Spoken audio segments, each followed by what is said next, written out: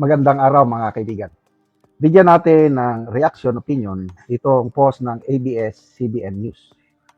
Ex-Senator Antonio Trillanes IV files a cyber libel complaint, of the Department of Justice versus the 18 ex-bodyguards, Senator Alan Peter Cayetano and Senator Rodante Marcoleta over statements they made during the June 4 Senate hearing. Okay?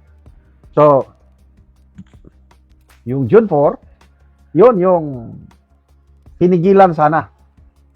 Yung nandun si Secretary John Vic Rimulya na nakipagtulakan kay Senator Robin Padilla, ayaw papasukin ang Brave 18, kaya lang madiskarte si Senator Robin, na itulak nila si John Vic, kaya nakapasok yung 18 Marines. So yun na. Sinasabi nila na bogus hearing daw yun. Dahil ang tunay na Blue Ribbon Committee chairman ay si Senator Erwin Tulfo. So dahil bogus hearing, walang parliamentary immunity sa mga senador at sa mga resource person na nagsalita. Kaya ito ngayon, dahil walang parliamentary immunity, ayun, nagsampa ng kaso si ex-Senator Trillanes. So, basa tayo sa mga comments, ano? Basa muna tayo. May article, basahin natin yung article.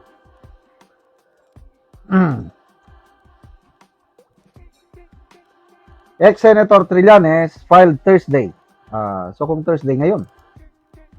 Thursday, a cyber libel complaint against Senators Alan Peter Cayetano and Marcoleta and the 18 alleged ex-bodyguards of former lawmaker Saldico over their statements in a June 4 flood control probe.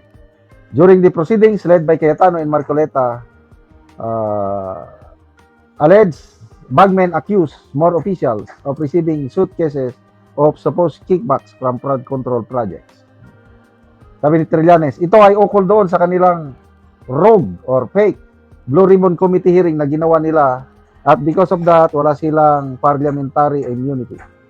In his complaint, Trillanes noted the exchanges between Cayetano, Marcoleta, and the 18 ex-bodyguards.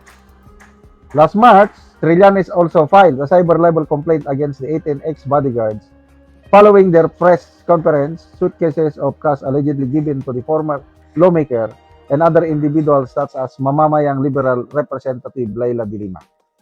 The suitcases of money are supposed to be linked to flood control scam and the investigation being conducted by the International Criminal Court on Pulveron War during the Duterte administration. Payag ni Trillanes. Muli, inulit nila ang mga kasinungalingan nila na nagbigay sila ng mali-malitang pera sa akin para daw sa ICC. Hindi po totoo yun. Kaya bawat salita, bawat okasyon, nasasabihin nila ang mga salitang iyon, magpapail ako ng kaso sa kanila. Pwede ba lang ganun? Every time na magsalita ka, another kaso? Hindi ko alam yung ano. So kung ganun ang provision ng batas, edi bahala na Bahala na ang piskal, bahala na ang korte. Okay. Ganito ang napag-alaman ko, yung cyber libel.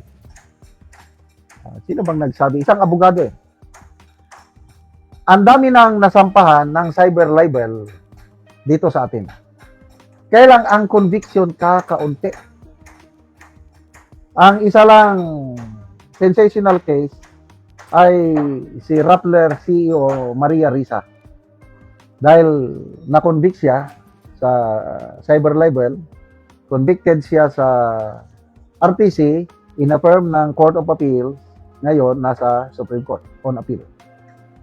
Mabibilang mo daw sa kamay.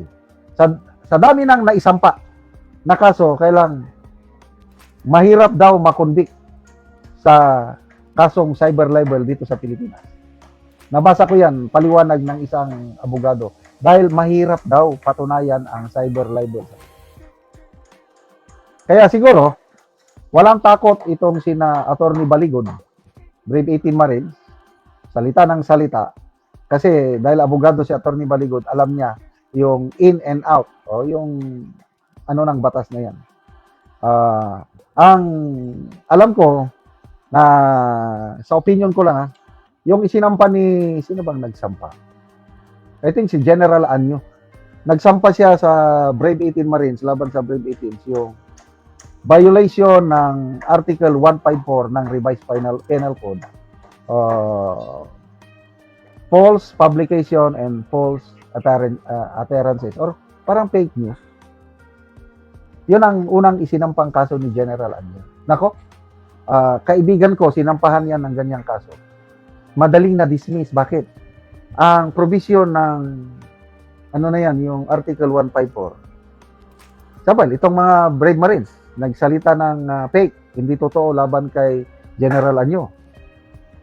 Dapat, mapatunayan sa korte nang dahil sa pahayag ng Brave 18 Marines, nagresulta ng matinding kaguluhan. Nagkagulo sa bansa. Yan ang isang element of conviction. Pag hindi mapatunayan na nagkagulo, o kahit pa fake news yung sinabi, hindi pa rin makukundik. Kasi yan ang sinasabi ng batas.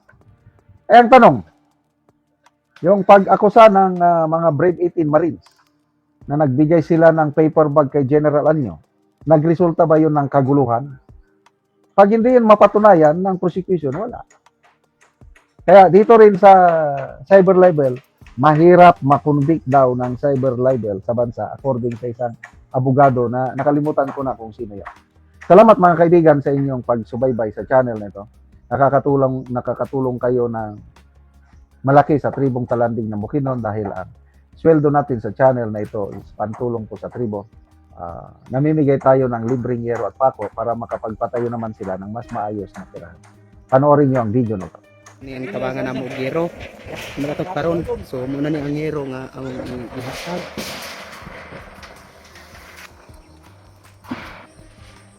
So muna ni ang gipatindog nga balay ni Kuya Aljon nga taga Lower Kalapat.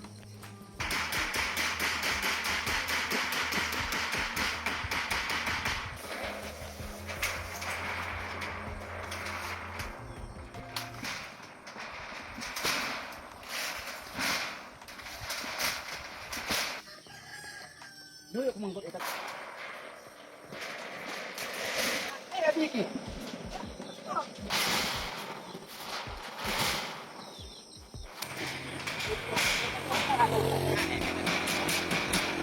Og karon humanagid sa pag-atop ang ginatabang nga yero. So makita nato nga nag-atop na gid sila sa ilang bag-o nga balay nga gipatindog. Maki sa Ginoo nga ug sa naghatag sa sin nga tao dagit sa mong balay. Unta mo padayon ang itatag. Namong pangwarta igo ra sa kaon wala na budget pang sin. Oo, so pila ni ka kuan bulan na nga gitaod ang inyong balay nga gipatindog?